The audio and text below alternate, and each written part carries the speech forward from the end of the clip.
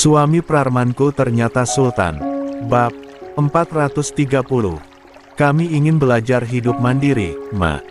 Kalau masih hidup bareng orang tua, kapan Kania belajarnya? Jawab Kania beralasan. Bu Rania kembali menarik napas. Kali ini lebih dalam. Tapi dengan kondisimu yang seperti itu, kan, apa kamu bisa melayani suamimu dengan maksimal? Menyediakan makanan untuknya, mengurus rumah dan sebagainya. Kania menunduk. Apa yang dikatakan Bu Rania memang benar adanya. Kondisinya sekarang membuat Kania tak bisa beraktivitas normal layaknya istri pada umumnya. Saya rasa itu gak masalah. Sejak lama, saya terbiasa mengerjakan semua itu. Lagi pula, memasak, mengurus rumah, bukan sepenuhnya kewajiban istri, tapi tanggung jawab suami. Rangga mewakili untuk menjawab. Tapi nanti, kalau Nak Rangga sudah harus bekerja kembali, Kania akan sendirian di rumah. Mama cuma khawatir saja. Kalau di sini kan ada bibi dan asisten rumah tangga lain yang standby di rumah. Bisa membantu kapanpun dibutuhkan, timpal Bu Rania. Ibu angkatnya itu nampak masih berat melepas Kania. Kania akan baik-baik saja, Ma. Setidaknya Kania mau coba dulu. Kalau belum dicoba kan belum tahu, kuku. Kania, biarkan saja mereka memilih jalan hidupnya masing-masing, Ma. Kania sudah menikah. Dia bebas menentukan yang menurutnya terbaik untuk hidupnya.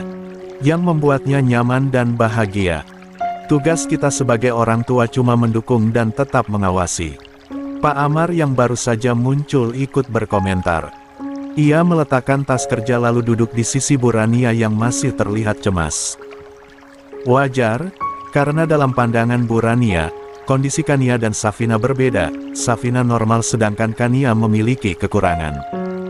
Putri angkatnya itu hanya bisa duduk di kursi roda.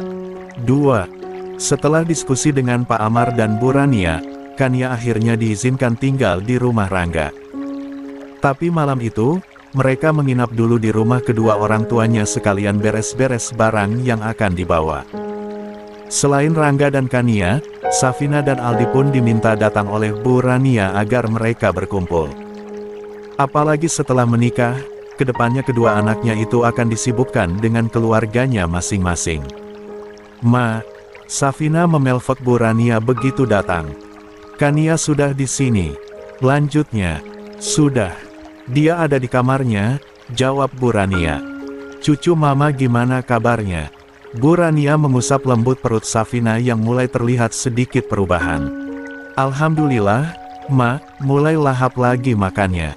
Malah sering lapar, timpal Safina penuh senyuman. Syukurlah, Mama senang dengarnya. Gak apa-apa, makan yang banyak, wajar kalau ibu hamil sering lapar. Kan jatahnya buat 2 orang, balas Bu Rania. Iya sih, tapi ini mulai kelihatan gendut. Safina memegang pipinya sendiri yang memang mengembang dari sebelumnya. Gak apa-apa, namanya juga ibu hamil. Wajar mengembang. Yang penting ibu dan bayinya sehat, timpal Bu Rania. Aldi juga sering bilang gitu, Ma. Gak usah mikirin dulu berat badan yang pastinya naik drastis. Karena itu gak akan berpengaruh apapun. Aldi yang tadi hanya mendengarkan kini ikut berbicara. Betul itu, jangan takut suamimu cintanya berkurang karena bentuk tubuh. Suami yang baik gak akan mempermasalahkannya sama sekali, tutur Bu Rania. Safina mengangguk saja. Rasa cemas di hatinya mulai berkurang.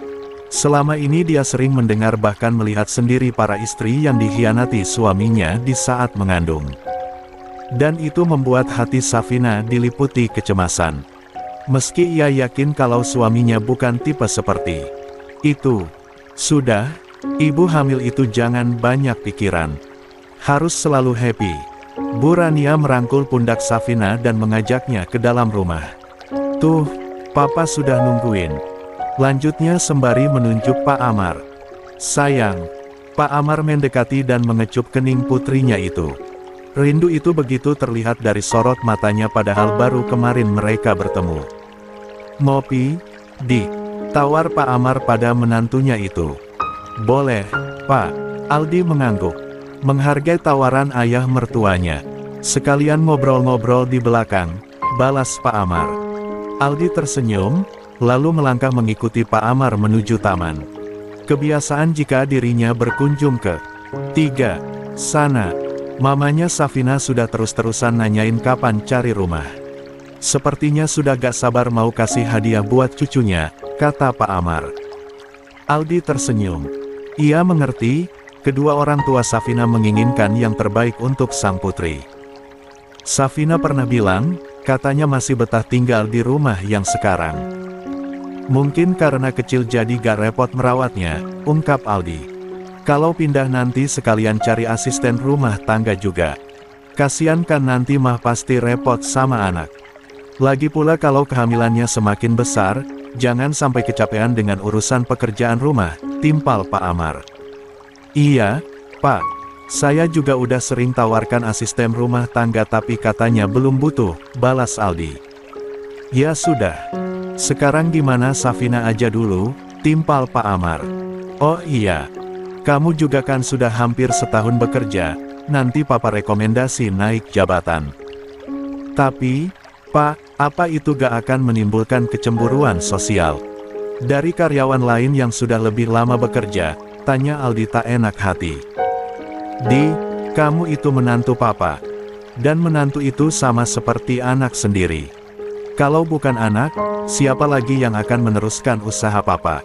Apalagi usia Papa sudah gak muda lagi. Papa juga gak punya anak laki-laki.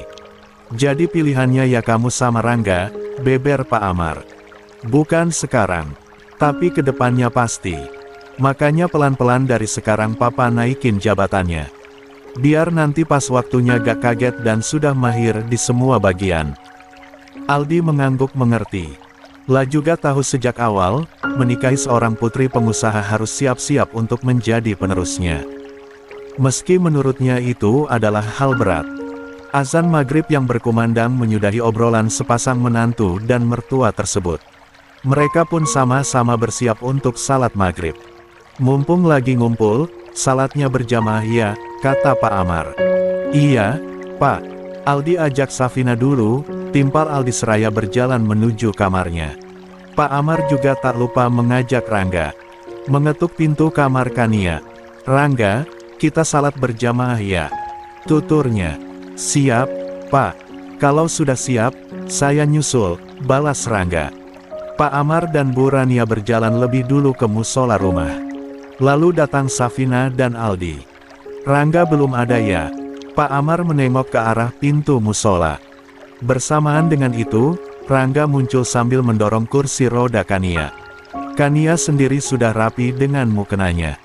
Membuat Pak Amar dan Bu Rania nyaris tak berkedip. Maaf telat, kata Kania. Bu Rania tersenyum haru. Gak apa-apa, sayang. La membantu putrinya itu untuk duduk di sebelahnya. 4. Pak Amar juga ikut terharu. Sang putri yang dulunya begitu keras kepala dan sulit sekali dinasehati sekedar untuk mengirimkan salat, ternyata kini sudah memiliki kesadaran sendiri. Makasih. Pak Amar mengusap lengan Rangga pelan. Ia paham, perubahan Kania sedikit banyaknya karena Rangga. Setelah itu, Pak Amar mengambil posisi paling depan. Bersiap mengimami seluruh keluarganya. Salat kali itu terasa lebih khusyuk bagi mereka. Lebih menenangkan dan menenteramkan. Juga semakin mempererat hubungan kekeluargaan mereka. Apalagi diteruskan dengan makan malam yang dilakukan bersama. Mereka larut dalam obrolan hangat. Rangga yang baru bergabung dengan keluarga itu awalnya merasa sedikit canggung. Sungkan itu masih ada. Tapi akhirnya bisa melebur dan menyatu. Apalagi dia memang lebih lama kenal dengan keluarga Pak Amar dibanding Aldi. Kalau bisa, diusahakan sering kumpul-kumpul kayak gini ya. Setidaknya seminggu sekali kalian nginep di sini. Biar mama sama papa gak terlalu kesepian, pinta Bu Rania. Insya Allah, Ma. Safina mengangguk sambil tersenyum. Kania pasti sering-sering kesini kok, Ma. Kania ikut menjawab. Mama tunggu, balas Bu Rania. Malam itu, mereka benar-benar memanfaatkan waktu bersama. Saling bercerita, tertawa dan membahas rencana masa depan. Sudah malam. Waktunya tidur. Apalagi Bumil gak boleh begadang, kata Pak Amar. Pengantin juga, Pak. Bu Rania menambahkan. Lansia juga, sahut Kania. Enak saja, Mama sama Papa belum lansia. Cuma hampir jadi kakek nenek, balas Bu Rania. Mereka tergelak bersama lalu membubarkan diri. Masuk ke dalam kamarnya masing-masing. Malam ini libur dulu, kata Kania saat berbaring di tempat tidur. Kenapa? Rangga ikut menyusul. Tidur di samping sang istri. Malu tahu. Pagi-pagi ketahuan rambut basah, timpal Kania dengan bibir mengerucut. Kenapa malu? Mereka juga kan pernah mengalaminya, balas Rangga. Tetap aja malu.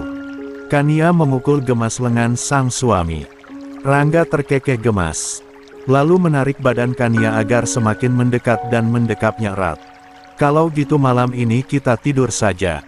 Mengganti tidur semalam yang cuma beberapa jam, kata Rangga. 5. Tapi aku tadi tidur siang. Jadi sekarang belum begitu mengantuk, balas Kania. Jadi maunya gimana? Mau apa dulu? Tanya Rangga. Gak gimana-gimana. Kalau kamu ngantuk tidur aja. Aku cukup di sini. Menatap sambil mengagumi ketampanan suamiku, timpal Kania. Emang aku tampan ya? Tanya Rangga memastikan. Iya dong makanya aku cinta, balas Kania sembari mengeratkan pelukan. Sebenarnya aku ini gak tampan. Tapi karena kamu cinta, jadi aku terlihat tampan, ujar Rangga. Berarti aku juga gak cantik. Tapi karena kamu cinta, jadi terlihat cantik, balas Kania. Kamu cantik. Sangat-sangat cantik. Gak peduli apa kata orang, karena buatku kamu adalah wanita tercantik, timpal Rangga. Kania mengulum senyum. Badannya semakin merangsek dan meletakkan kepalanya di D4 dasang suami. Menikmati detak jantung suaminya itu yang debarannya seolah menembus kulit. Kencang sekali. Besok jadwal terapi. Antar. Pinta Kania manja. Siap. Besok aku temenin ya. Balas Rangga. Kania mengangguk antusias. Hatinya begitu bahagia karena kini memiliki tempat bermanja-manja. Dia tak perlu lagi berpura-pura kuat dan berpura-pura mandiri seperti sebelumnya. Hanya berselang beberapa menit, Kania bisa merasakan tarikan napas teratur suaminya. Diikuti dengkuran halus yang keluar dari bibirnya. Kania mengangkat kepala, menengadah dan menatap Rangga. Ia tersenyum saat melihat suaminya itu benar-benar sudah tidur. Kania tahu, Rangga pasti cukup kelelahan. Apalagi kemarin malam kekurangan istirahat. Dia pun menarik selimut lalu menyelimuti suaminya sampai D4 Setelah itu, ia kembali berbaring sembari memeluk sang suami. Mencoba memejamkan mata meski kantuk belum terasa. Pagi-pagi sekali, sebelum berangkat terapi, Rangga mengajak Kania untuk berlatih mandiri di taman belakang. Kamu tahu, udara pagi-pagi itu bagus sekali untuk kesehatan. Embun pagi juga sangat bagus. Itulah kenapa ibu-ibu zaman dulu selalu mengajari anaknya berjalan di atas rumput di pagi hari, tutur Rangga. Padahal ia sendiri tak begitu paham ilmu tersebut. Hanya saja ingin memberi semangat untuk Kania. Kania juga mengangguk. Percaya saja pada apa yang dikatakan suaminya. Ayo, sini tangannya. Rangga mengulurkan tangannya, membantu Kania berdiri. Langkahkan kakinya ya, pelan-pelan, lanjut Rangga memberi arahan. Kania menurut. Dengan sedikit gemetar, kakinya digerakkan. Selangkah demi selangkah. Dan seperti biasa, 6. Di langkah ketiga, Kania nyaris ambruk. Beruntung dipegangi oleh Rangga hingga badannya ditahan dan tak sampai terjatuh. Susah. Kania mendengus kecewa. Jangan putus asa. Aku yakin kamu bisa. Bayangkan nanti kita bermain dengan anak-anak kita. Mengejar mereka mengelilingi taman, balas Rangga. Apa kondisiku yang seperti ini bisa punya anak? Tanya Kania. Insya Allah bisa, sayang. Kamu harus yakin itu. Jawab Rangga. Ayo, coba lagi. Kania menarik napas panjang. Ia berusaha konsentrasi dan kembali menegakkan tubuhnya. Melangkah perlahan sejengkal demi sejengkal. Kali ini, Kania berhasil melangkah lebih dari 3 langkah. Meski harus dipegangi oleh Rangga. Ya, terus, sayang. Kamu pasti bisa. Rangga terus saja memberi semangat tanpa melepaskan tangan Kania sebentar pun. Coba bayangkan di sana ada anak kita. Seorang anak laki-laki tampan yang sedang mengajakmu bermain kejar-kejaran. Dekati dia.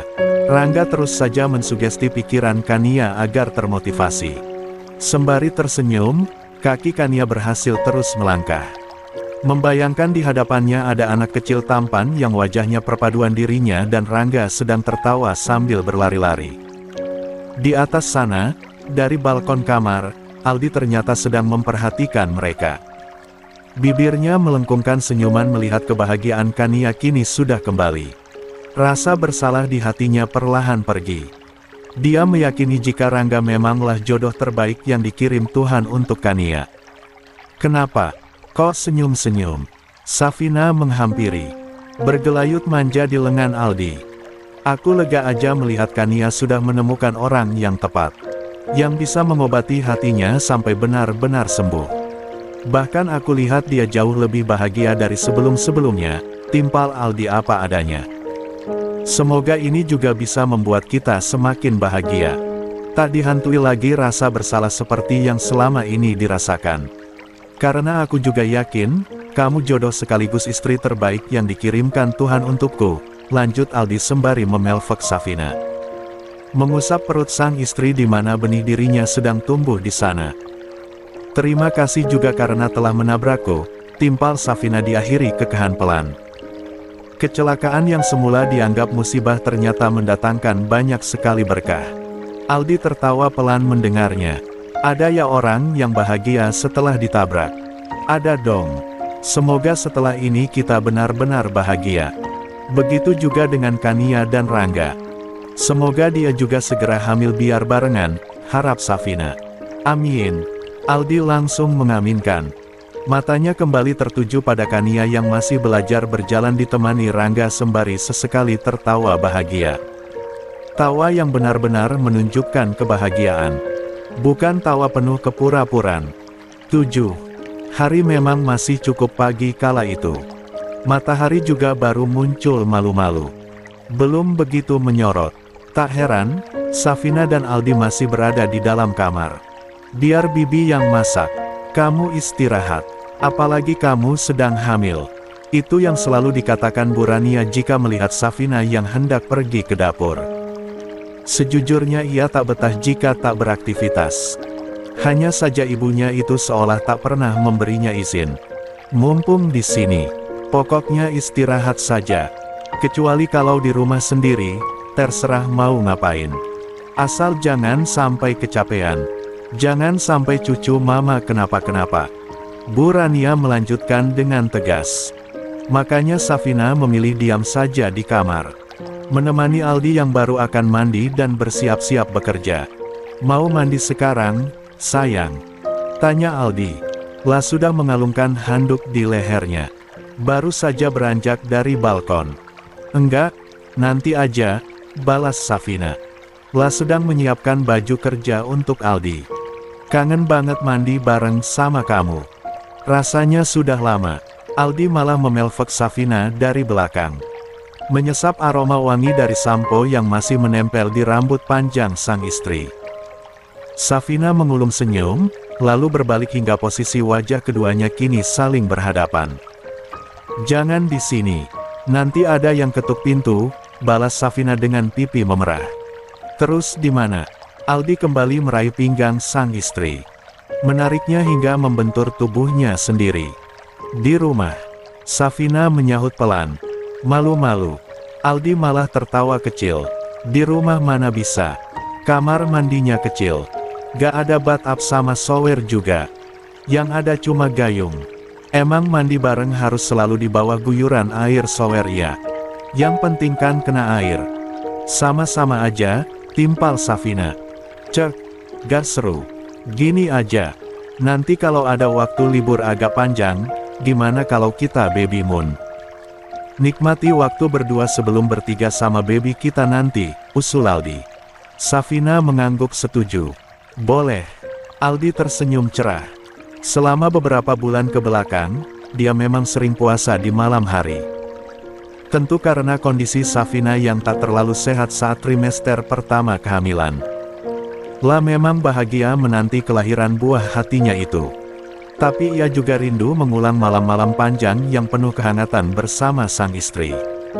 Oh, Bao, Mas. Tolong jangan dekat-dekat dulu ya. Tak jarang kata-kata itu diucapkan Safina saat Aldi mendekat. 8. Tapi aku sudah mandi loh, sayang. Masa harus mandi lagi? Aldi mengendus aroma tubuhnya sendiri. Wangi, tak bau seperti yang dikatakan Safina. Tapi aku mual, Mas, balas Safina. Jika sudah seperti itu, Aldi pun terpaksa mengalah dengan tidur di kamar sebelah. Saat ia menanyakan pada rekan-rekannya yang lain, ternyata hal seperti itu wajar terjadi. Karena ada beberapa ibu hamil yang memang gak suka mencifem aroma tubuh suaminya sendiri.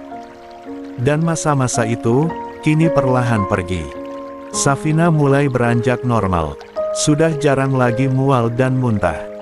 Jadi, kapan mau pergi liburan? Aldi kembali bertanya memastikan. Mungkin sebulanan lagi. Sekarang kan kita mau nyiapin syukuran 4 bulanan. Meskipun acaranya sederhana, tapi tetap saja harus terasa khidmatkan. Balas Safina. Iya, sayang. Aldi mengangguk setuju. Kalau gitu kamu aja yang atur ya. Soalnya cuma kamu yang tahu kapan kondisimu terasa benar-benar baik. Oke. Safina mengangkat jarinya membentuk huruf 0. Sudah, gih mandi. Nanti kesiangan loh. Safina mendorong pelan badan suaminya itu agar menjauh. Baiklah. Tapi nanti malam, aku mau nagih jatah yang sudah lama tidak aku dapatkan, kelakar Aldi. Lihat saja nanti. Kalau bayinya gak mual didekati ayahnya oke-oke aja, tapi kalau ternyata masih mual, ujung-ujungnya muntah yang ada, timpal Safina menahan senyum. Sejujurnya ia pun kasihan pada sang suami. Menahan H4 serat cukup lama. Tapi bagaimana lagi? Kondisi dirinya yang kemarin-kemarin sedang hamil muda memang tidak memungkinkan. Pagi ini, Pak Amar, Bu Rania dan anak menantunya kembali berkumpul di meja makan untuk sarapan. Jadi gimana, Vin, acara syukuran 4 bulanan nanti? Tanya Pak Amar. Vina mau acara sederhana aja, Pak. Cukup mengundang anak yatim dan meminta doa dari mereka, jawab Safina. Baiklah. Gimana baiknya menurutmu saja? Yang penting cucu papa sehat selamat sampai waktunya lahir nanti, balas Pak Amar. Gak sabar pengen belanja perlengkapan bayi. Bu Rania berkata antusias. Apalagi kalau bayi perempuan. Bajunya lucu-lucu. Nanti mama beliin yang serba pink. Perempuan atau laki-laki sama saja, Ma, tutur Safina. Iya sih. Bu Rania mengangguk kecil. Hanya saja jauh di dalam lubuk hatinya, dia merindukan masa-masa kecil Safina yang tak dalam pengasuhan dirinya. Makanya jika nanti anak yang dilahirkan Safina adalah perempuan, setidaknya bisa mengganti momen Safina kecil yang terlewatkan. Semoga kamu juga cepat menyusul ya, kan? Lanjut Bu Rania sambil menatap Kania. Baru juga 2 hari, Ma. Kania menunduk malu-malu. Masih tabu sekali membahas hal seperti itu dengan orang tuanya. Wajar, masih pengantin baru. 9. Namanya juga berharap. Sah-sah saja, timpal Bu Rania. Meja makan itu terasa ramai dan hangat pagi ini. Namun jarum jam yang terus berputar membuat waktu berkumpul mereka akhirnya berakhir. Aldi pamit untuk berangkat bekerja. Disusul Pak Amar yang juga menuju tempat yang sama. Lalu Kania dan Rangga yang pamit untuk pergi ke RS sekalian langsung pulang ke rumah Rangga. 1 koper besar barang-barang milik Kania pun sudah dimasukkan ke dalam bagasi. Yang tersisa tinggal Safina dan Bu Rania. Safina akan pulang siang nanti diantar oleh sopir keluarga. Sedangkan Bu Rania akan mendatangi pembukaan butik milik temannya. Rumah mewah dan besar itu akhirnya sepi. Hanya berisi para pekerja rumah tangga sesuai tugasnya masing-masing. Senang sekali Mbak Kania diantar kekasihnya lagi. Itu artinya akan semakin bersemangat lagi, kata dokter saat menyambut kedatangan Kania dan Rangga. Bukan kekasih, dok, sekarang sudah jadi suami.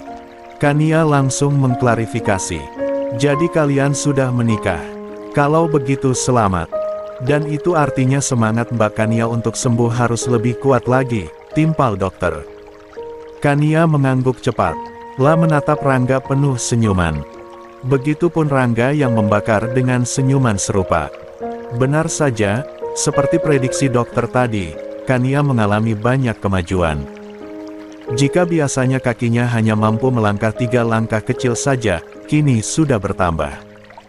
Lebih lama dan lebih jauh. Hanya saja masih harus pelan-pelan. Kalau seperti ini terus, saya yakin, dalam 2 atau 3 kali terapi lagi, Mbak Kania akan segera berjalan dengan normal, tutur terapis dengan percaya diri. Benarkah? Mata Kania berbinar mendengarnya. Tentu saja. Karena sejujurnya, kemampuan Mbak Kania untuk berjalan sekarang sebenarnya sudah ada, tapi kadang masih dihinggapi rasa takut. Jadi saat melangkah, bisa tiba-tiba berhenti, beber dokter. Jadi, keberaniannya ditingkatkan lagi ya? Iya. Kania mengangguk pelan. Setelah sesi terapi habis, mereka langsung pulang ke rumah Rangga. Padahal Rangga ingin mengajak Kania berjalan-jalan dulu atau sekadar mampir ke mall. Sayangnya Kania menolak. Dia sudah terlalu banyak mendengar kata hinaan setiap kali bepergian ke tempat umum. Yakin langsung pulang? Tanya Rangga saat mobil yang dikendarainya hampir berbelok di jalanan menuju rumahnya. Yakin. Sekarang aku lebih suka di rumah, lebih betah, lebih tenang dan nyaman, jawab Kania. Tapi, besok aku mulai bekerja lagi. Kamu gak apa-apa di rumah sendirian? Atau paginya mau aku anterin ke rumah mama? Pulangnya biar aku jemput, tutur Rangga memberi pilihan. 10. Gak apa-apa. Aku di rumah saja. Itu juga rumahku juga kan. Jadi aku harus membiasakan diri untuk tinggal di sana, timpal Kania. Tapi, aku minta maaf kalau belum bisa menjadi istri yang baik. Yang memasakkan makanan spesial untuk suaminya, yang mengurus rumah dan lain-lain, lanjut Kania tak enak hati.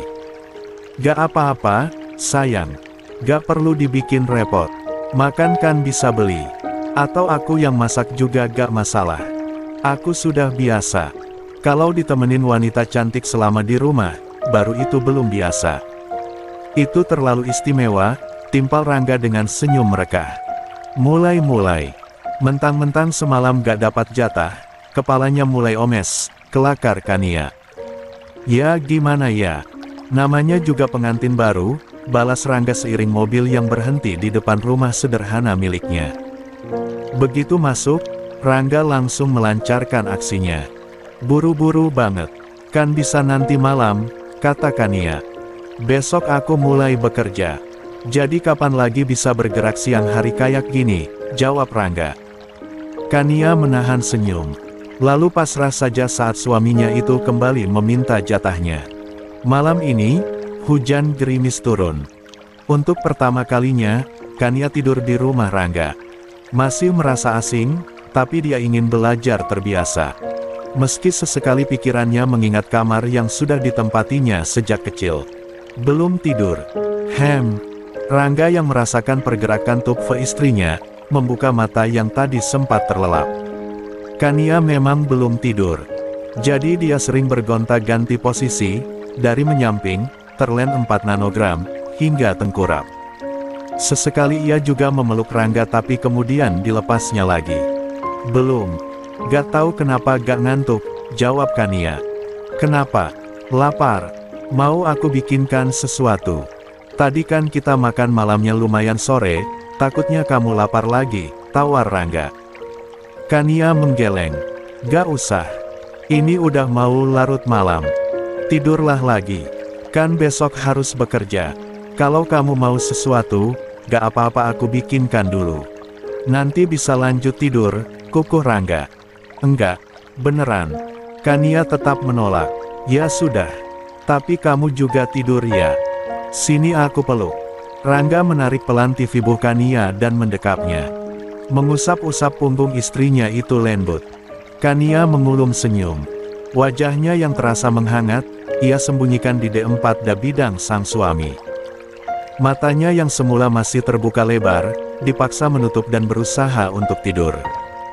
Hingga akhirnya ia terlelap juga dalam hangatnya pelvikan sang suami. Paginya, jika biasanya para istri sibuk menyiapkan sarapan dan membereskan rumah, Kania hanya termenung. Dia memperhatikan Rangga yang menghandle semuanya. Mulai dari membersihkan kamar, menyapu seluruh rumah, mengepel, mencuci baju hingga menjemurnya. Terkecuali memasak. Dia memutuskan untuk 11. Membeli lauk jadi agar menghemat waktu. Sarapannya dulu ya, sayang. Aku beli lontong kari dari depan. Sama bakwan dan mendoan. Semoga kamu suka ya. Rangga memindahkan lontong kari dalam bungkusan ke dalam mangkuk. Juga memindahkan mendoan dan bakwan yang masih hangat tersebut ke dalam piring. Maaf ya, bukannya bantuin aku malah nyusahin. Tutur Kania tak enak hati. Segala hal di rumah itu harus dilayani sang suami. Gak nyusahin, sayang. Toh ini memang kewajibanku sebagai seorang suami. Aku senang melakukannya. Apalagi kalau ini bisa membuatmu bahagia, timpal Rangga lembut. Ia menarik satu kursi lalu mendudukinya. Sekarang makan dulu, ya. Biar aku suapin. Rangga meraih satu mangkuk lontong kari, mengambilnya dengan sendok dan mendekatkannya ke mulut Kania. Kania tersenyum haru, lalu menerima suapan tersebut. Enak, tapi biar aku lanjut sendiri. Kan kamu juga harus sarapan. Nanti kesiangan. Kania mengambil alih mangkuk tersebut. Baiklah, makan yang banyak ya, balas Rangga. Dia juga memakan bagiannya. Oh, iya. Nanti siang kalau mau makan sesuatu bilang aja. Nanti aku pesankan, lanjut Rangga menawari. Kania mengangguk saja. Ia yang dulunya memang tak pernah memasak, kebingungan saat sudah berumah tangga seperti ini. Satu-satu jalan memang hanya dengan membeli. Karena di sana tak ada asisten rumah tangga seperti di rumah kedua orang tuanya. Yang mau apa-apa tinggal bilang dan minta. Selesai sarapan, Rangga langsung bersiap. Dia juga sejujurnya berat untuk meninggalkan istrinya itu sendirian. Apalagi rumah itu masih asing untuknya. Tapi bagaimana lagi, dia memiliki kewajiban lain sebagai pekerja. Dia juga wajib menafkahi istrinya itu. Aku berangkat ya. Kamu hati-hati di rumah. Rangga membungkuk, mengecup kening Kania hangat. Kania mengangguk. Ia meraih tangan Rangga lalu mencifem punggung tangannya. Hati-hati juga kerjanya, balas Kania. Rangga tersenyum. Aku pasti sering-sering hubungi. Biar gak terlalu kesepian.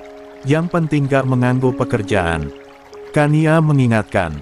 Oke, sayang. Assalamualaikum. Rangga melangkah keluar rumah. Memakai helm kemudian menaiki motornya. Langsung masuk ya. Jangan lupa selalu kunci pintunya. Sebelum berangkat, Rangga mengingatkan. Jangan khawatir. Kania menyahut diiringi senyuman tipis. Dah. Setelah memberikan cifman jarak jauh, Rangga langsung menyalakan motornya dan melaju meninggalkan pekarangan rumah. 12. Kania tersenyum menatap kepergian sang suami. Ia mengedarkan tatapannya ke sekeliling. Di mana lingkungan tersebut masih sangat asing untuknya. Belum ada satu warga pun yang dikenalnya.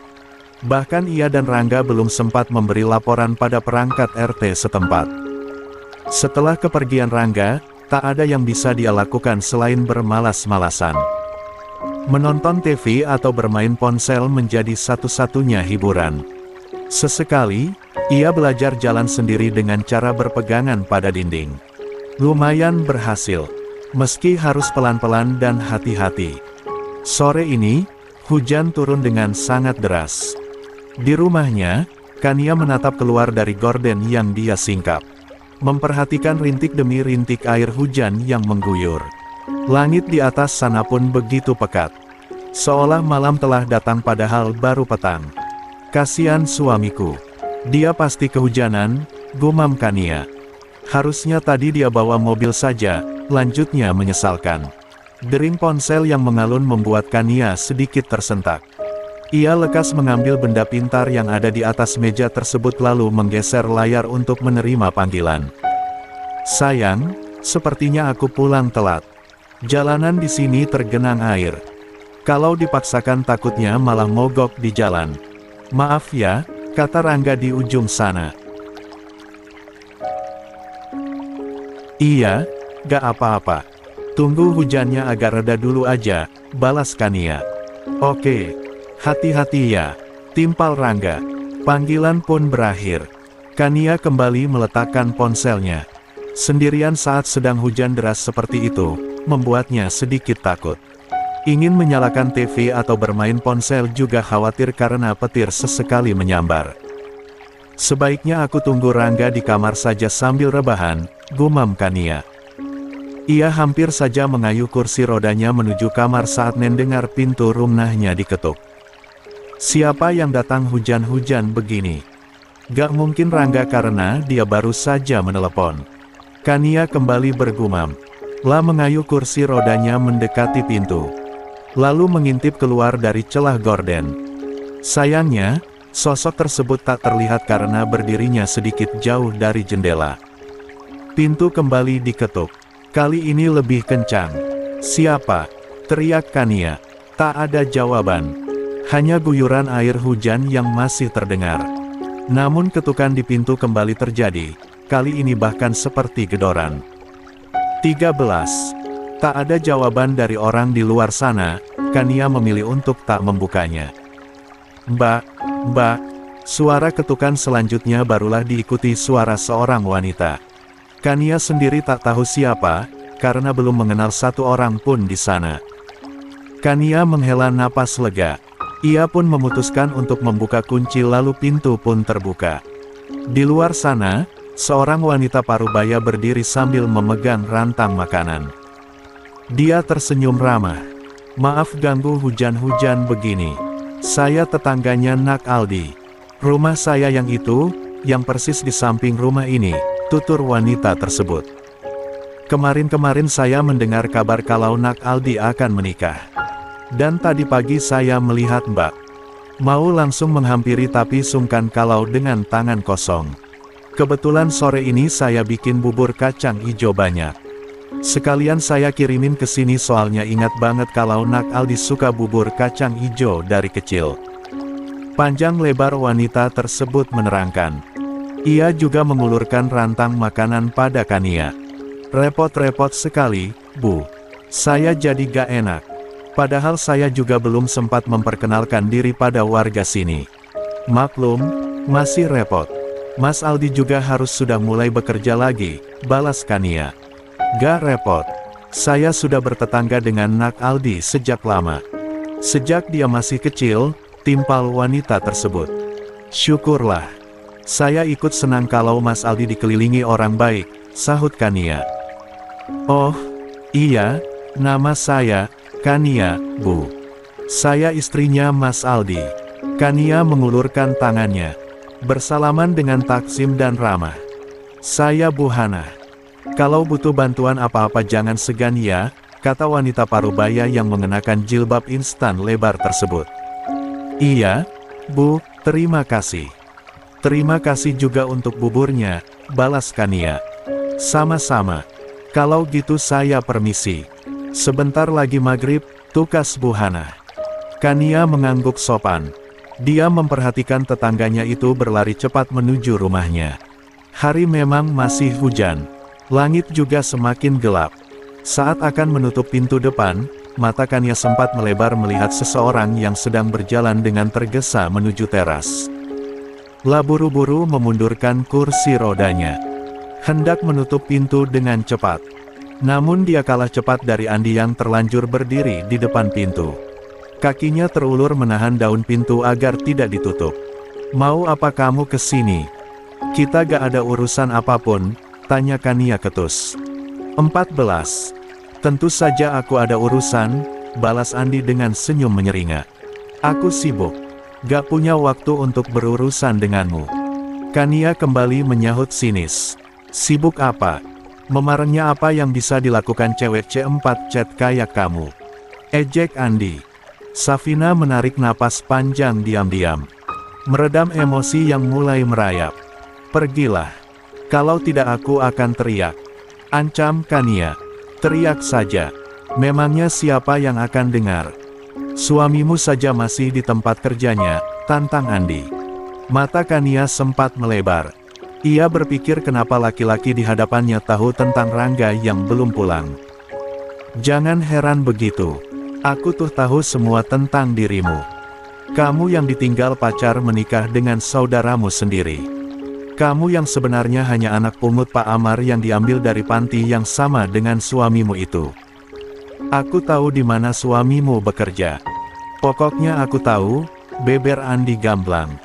Safina langsung terkaget.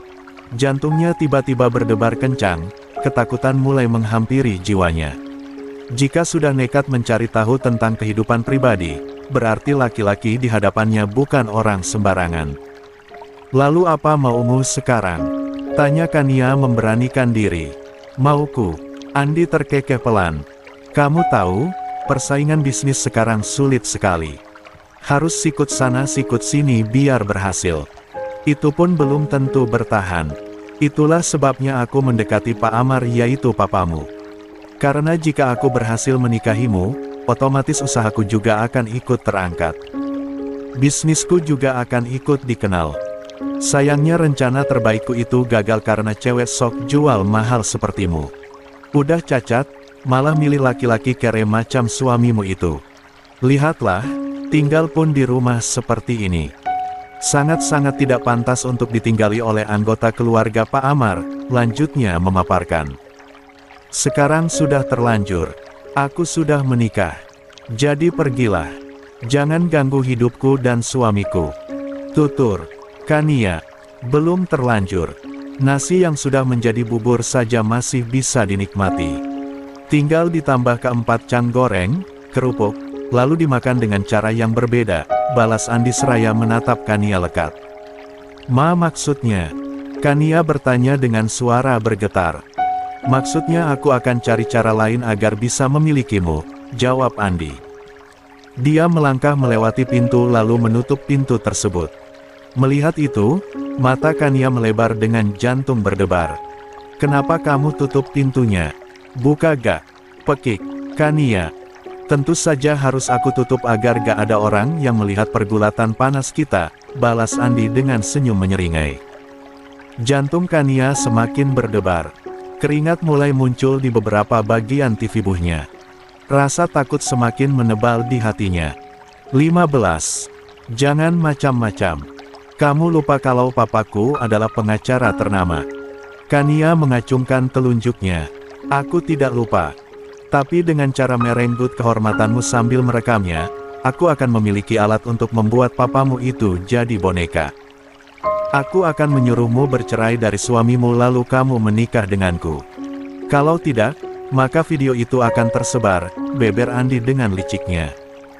Jahat sekali kamu jadi manusia. Sayangnya daripada menikah dengan lelaki sepertimu, lebih baik aku mati, sengit Kania. Kita lihat saja. Bukannya gentar, Andi malah mendekati Kania. Dia membungkuk dan hendak mengusap wajah Kania. Dengan cepat Kania menepis tangan Andi kasar. Katakan bagaimana suamimu itu membawamu ke tempat tidur. Kata Andi dengan senyum yang terlihat sangat mengerikan di mata Kania. Dengan menggenol nemu.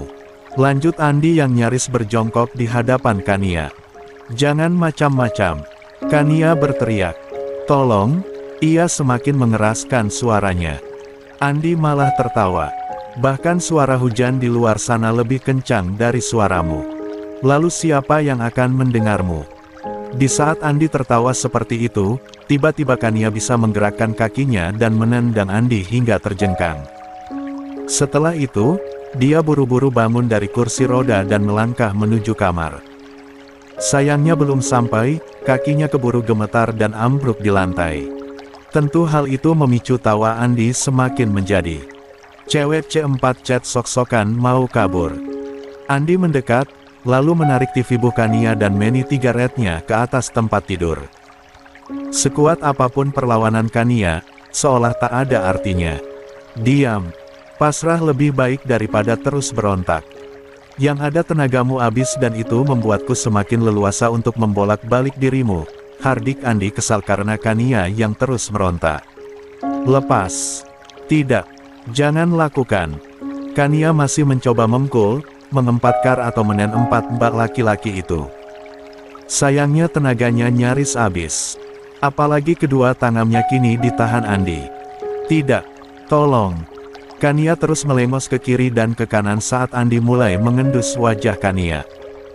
Hendak menyusuri setiap jengkal paras wanita cantik yang sudah ditindihnya. Tolong. Jangan. Aku mohon. Kania menangis. Hatinya hancur luar biasa karena tak bisa berbuat apa-apa. Inilah akibat dari keangkuhanmu itu. Hukuman karena sudah menolak dan menggagalkan rencanaku. Jadi nikmati saja, sengit Andi. B. Birnya nyaris saja melfmat B. Bir Kania tapi suara seseorang keburu menghentikan aksinya. Brand 9 Sekau, Bach. Ngan. Berani-beraninya masuk ke rumah ini dan nyaris berbuat N. Sta. 16. Dengan tatapan Ni 4 lang, Rangga langsung menarik kasar TV Bu Andi yang masih di tupfah Kania. Hati Rangga yang mendidih membuat dia melayangkan pukulan yang membabi buta pada Andi. Andi pun langsung tersungkever di lantai. Wajahnya lebam dengan kedua sudut B. Bir bertempat rah. Sayang, kamu gak apa-apa. Rangga langsung menghampiri Kania. Memelfek sang istri yang langsung menangis terseduh di D4 danya. Jangan takut ya. Aku sudah datang. Aku gak akan biarkan orang yang sudah memperlakukan dirimu seperti ini bisa melihat dunia lagi, tutur Rangga berapi-api. Emosinya masih bergejolak hebat. Kem 4 rahannya sulit sekali diredam. Tidak. Jangan lakukan itu. Nanti kamu masuk penjara. Lalu aku bagaimana? Kania menggeleng. Tak ingin sesuatu yang buruk pada Rangga. Di saat lengah seperti itu, Andi justru sudah bangun lagi. Dia mengangkat kursi dan hampir menjatuhkannya di kepala Rangga. Beruntung Kania keburu melihatnya. Awas! Rangga langsung berbalik dan meninju kursi tersebut hingga terlepas dari tangan Andi. Sepasang laki-laki itu pun mulai berduel. Saling pukul, saling tendang 9 bergantian. Kadang Andi yang tersengkur, kadang juga Rangga. Keduanya bahkan kini sudah mulai keluar dari kamar karena terus saja berduel. Membuat beberapa perabotan di rumah itu berantakan. Sedangkan Kania celingukan mencari kursi rodanya. Dia ingin mengambil ponsel yang tertinggal di ruang depan. Sayangnya kursi rodanya pun berada di ruang depan. Hingga Kania hanya bisa melangkah pelan dan hati-hati ingin keluar kamar. Sesekali kakinya terhenti dan tak mampu lagi digerakkan. Sedangkan perkelahian Andi dan Rangga masih terus terjadi. Tetap di kamar, kan? Titah Rangga melihat Kania berdiri di ambang pintu sambil berpegangan pada kusen. Baf baf baf. 3 kepalan tangan Andi mendarat di wajah Rangga saat Rangga lengah dan masih memperhatikan Kania. Rangga pun langsung terjatuh di lantai. Memegangi pelipisnya yang terasa berdenyut hebat. Siapa sangka, Andi merogoh sesuatu dari dalam saku celananya. Melihat benda tersebut, mata Rangga dan Kania melebar. Sebuah pisau lipat. Semua ini gara-gara kamu. Rencanaku untuk menikahi Kania gagal. Harusnya sejak awal aku langsung menyingkirkan dirimu. Hardik Andi seraya mengacungkan pisau pada Rangga yang masih terduduk di lantai. TV Bu Kania bergetar dengan hebat. Hatinya takut luar biasa. Takut Andi melukai Rangga. Ingin berteriak pun rasanya percuma karena hujan di luar masih lebat. Sekarang, mau lari kemana kamu? Hah, kita akhiri semuanya hari ini. Lanjut Andi dengan lantang. 17. Melihat Andi yang semakin mendekati Rangga dengan pelesau di tangannya, Kania menggeleng kuat. Matanya terus saja menyapu sekeliling. Mencari-cari sesuatu. Hingga akhirnya ia melihat sebuah botol di atas meja pojok ruangan. Terdorong rasa cemas dan takut, tanpa sadar Kania berlari mengambil benda tersebut, setelah itu berlari lagi menuju Andi dan memukulkan botol tersebut ke kepala Andi. Prang! Pecahannya berhamburan seiring teriakan Andi yang menggema. Cairan merah mulai mengucur dari pelipis lelaki tersebut sebelum akhirnya ambruk di lantai. Melihat itu, Kania menghela napas lega. Namun tubuhnya kembali gemetar karena takut laki-laki yang sudah tergeletak di lantai itu empati. Rangga sendiri langsung berdiri dan menghampiri Kania. Memelfek istrinya itu untuk menenangkan. "Apa, dia empati?" tanya Kania dengan suara gemetar. "Enggak.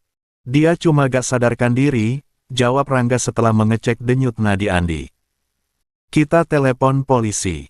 Aku juga akan menelepon papa," lanjutnya. Kania mengangguk saja. Air mata masih terus berhamburan saking shock dengan apa yang terjadi. Dia sampai tidak sadar, jika kedua kakinya sudah bisa dibawa berlari tadi. 18. Suasana masih terasa mencekam untuk Kania. Di lantai, tubuh Andi masih tergeletak.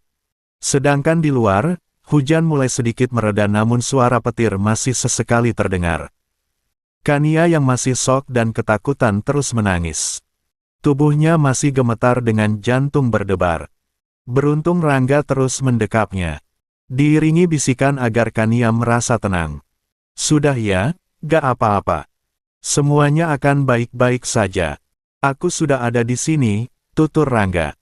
Tangannya terus mengusap lembut punggung sang istri yang tak ingin terlepas sedikit pun dari pelvkannya. "Maafkan aku. Harusnya aku gak pulang telat.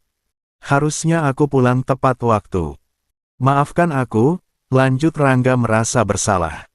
Ia sungguh menyesali semuanya. "Bukan salahmu. Ini salah dia saja. Dia satu-satunya yang bersalah dalam hal ini." Kania menunjuk geram pada Andi. Teringat bagaimana kejamnya laki-laki itu tadi. Tanpa rasa belas kasihan hendak merudak paksa dirinya yang jelas-jelas sudah bersuami. "Pokoknya aku akan minta papa untuk memenjarakan dia selama mungkin.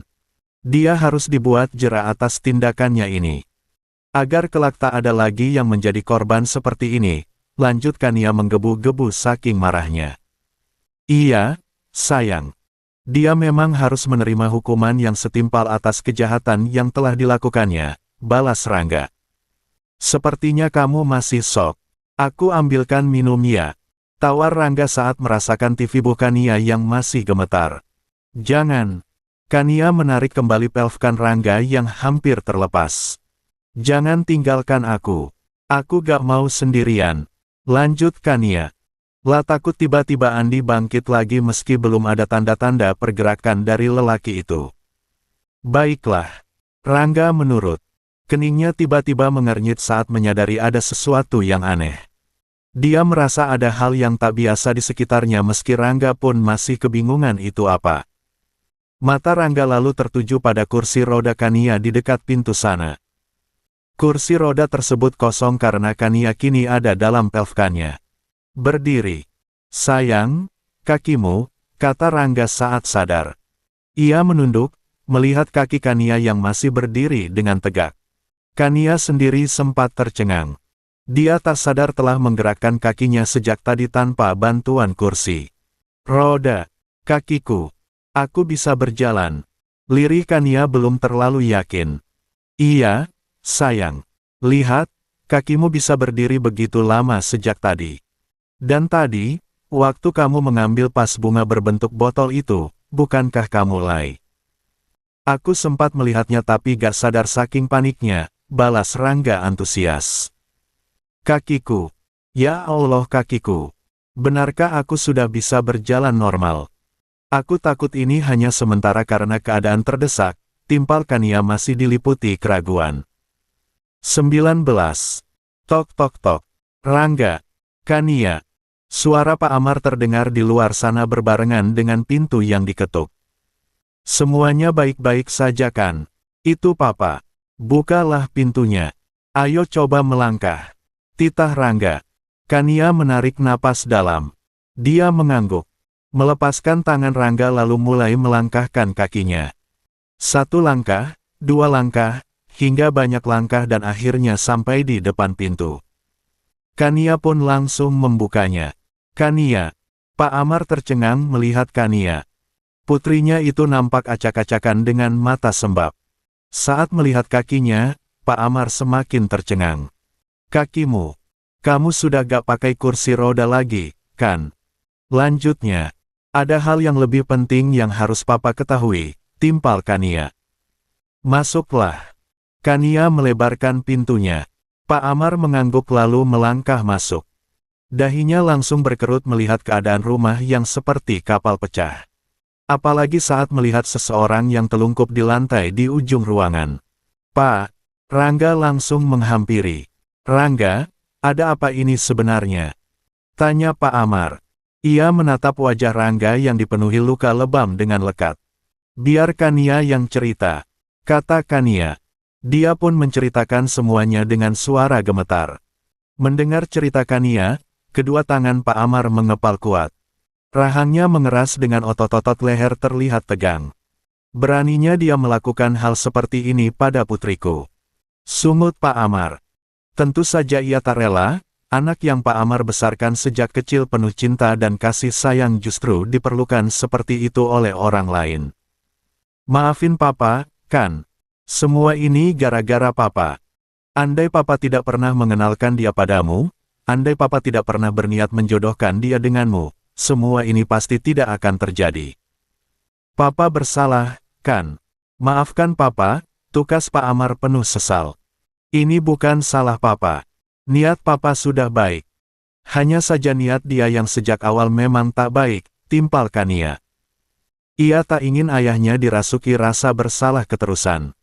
Papa pastikan akan membuatnya dihukum seberat mungkin. Sampai-sampai dia menyesal karena telah berurusan dengan Papa. Pak Amar bertekad lantang. Berbarengan dengan itu, pihak kepolisian datang. Kania, Rangga, dan Pak Amar bergantian memberi kesaksian.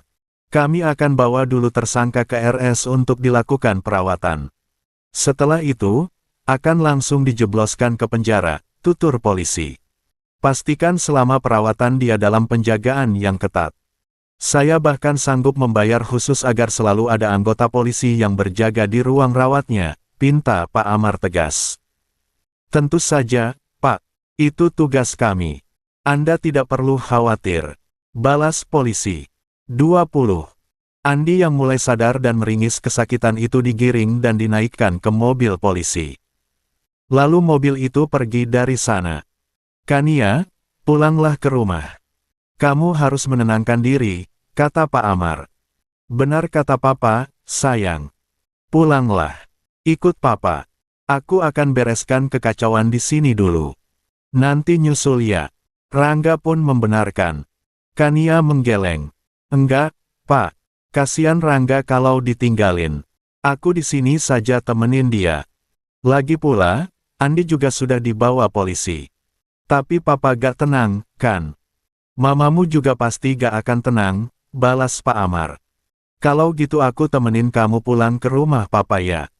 Gak apa-apa beresin ini bisa besok lagi, tawar Rangga. Lah memperhatikan sekeliling, di mana beberapa barang di rumahnya rusak. Pecahan pas bunga juga masih berserakan dan belum sempat dibersihkan. Bahkan tetesan D4 Rah Andi masih ada di lantai. Namun baginya, kondisi rumah itu tak terlalu penting. Yang terpenting sekarang adalah kepada Kania. Istrinya itu harus bisa melupakan sebentar saja kejadian nahas tadi. Enggak, aku di sini saja, kukuh Kania. Lah tak tega harus meninggalkan rumah tersebut dalam keadaan demikian. Pak Amar menghela napas panjang. Ia memang khawatir pada Kania, tapi tak bisa memaksa putrinya itu untuk ikut. Apalagi sekarang Kania sudah memiliki suami yang lebih berhak segalanya. Baiklah. Sekarang gak apa-apa kamu gak ikut. Tapi besok, kalau suamimu berangkat kerja, kamu pulang ke rumah. Tunggu suamimu di rumah saja. Kata Pak Amar akhirnya. Kania mengangguk setuju. Lagi pula ia pun masih merasa trauma andai tinggal di rumah sendirian. Rangga, mau Papa antar ke klinik? Wajahmu lebam. Biar diobati. Tawar Pak Amar. Gak perlu, Pak. Nanti biar saya kompres saja, balas Rangga. Baiklah. Kalau gitu papa pulang ya. Kalau ada apa-apa, jangan sungkan langsung hubungi papa. Imbuh Pak Amar. Iya, Pak. Makasih, ya. Maaf Kania ganggu istirahat papa, balas Kania. Enggak, sayang. Untuk anak-anak papa, apapun pasti papa usahakan, sahut Pak Amar. Dia mengusap pucuk kepala Kania. Menyadari jika waktu begitu cepat berlalu. Papa pulang dulu. Kamu istirahat ya. Lanjut Pak Amar. La melangkah menuju pintu lalu keluar dari rumah sang menantu. Kakinya terasa berat meninggalkan rumah itu. Tapi akhirnya ia pergi juga dengan mobil yang bergerak perlahan dari pekarangan rumah. Harusnya kamu ikut pulang bareng papa. Biar bisa istirahat dengan tenang, kata Rangga seraya mendekati. Kania, enggak. Bukankah yang namanya suami istri harus saling dalam berbagi hal? Lihat, kondisi rumah saja. 21. Begitu berantakan. Aku gak mau ninggalin kamu, timpal Kania. Rangga tersenyum haru. Wanita jutek yang dulunya begitu angkuh dan selalu memasang wajah judes itu, ternyata kini begitu manis dan baik ketika dijadikan istri. Terima kasih ya, sayang. Kalau gitu, sekarang kamu duduk saja. Rangga menuntun Kania menuju kursi lalu mendudukkannya. Biar aku yang bereskan semuanya, lanjut Rangga. Tapi aku mau bantu. Pinta Kania. Dengan ada di sini saja, itu sudah sangat membantuku. Memberikan dukungan dan semangat untukku. Sudah ya, nurut, diam. Di sana banyak pecahan beling. Takutnya kamu terluka, balas Rangga. Baiklah. Kania menyahut pasrah. Anak baik. Rangga mengusap pucuk kepala Kania. Membuat istrinya itu tersipu dan menahan senyum. Rangga pun langsung bergerak. Dia pergi ke belakang untuk mengambil sapu juga pengki. Selain itu, ia juga membuatkan dulu secangkir de melati hangat untuk Kania. Biar badanmu enakan, kata Rangga seraya memberikan de itu pada Kania. Makasih. Kania tersenyum haru. Dalam kondisi apapun, suaminya itu selalu lebih mementingkan dirinya. Rangga melanjutkan aktivitasnya. Yang pertama kali dia lakukan adalah menyapukan pecahan beling. Memastikan setiap serpihan kecil tidak ada yang tersisa. La juga mengelap noda merah yang berasal dari luka Andi. Mengelapnya dengan bersih hingga tak meninggalkan bau amis. Setelahnya ia melanjutkan membereskan yang lain. Barang-barang yang terjatuh dari tempatnya dan juga yang bergeser. 1 jam sudah ia menembereskan kekacauan di dalam rumahnya hingga bersih dan tertata lagi. Rangga pun terduduk lemas di lantai dengan dahi dipenuhi keringat. Mengambil napas dulu untuk meredakan rasa lelahnya. Minum. Rangga mendongak. Melihat Kania sudah berdiri di depannya sambil mengulurkan segelas air putih. Ia tersenyum haru. Atas perhatian Kania juga kondisi kaki sang istri yang benar-benar telah membaik. Makasih. Rangga meraih gelas itu lalu meneguknya hingga habis. Setelahnya, ia lekas berdiri sambil memperhatikan sang istri. Kamu beneran sudah bisa berjalan, sayang. Rangga kembali memastikan. Kania mengangguk. Awalnya, tadi Kania ragu untuk berjalan sendiri ke dapur. Tapi melihat Rangga yang kelelahan membuatnya tekadnya semakin bulat dan ia memaksakan diri berjalan menuju dapur.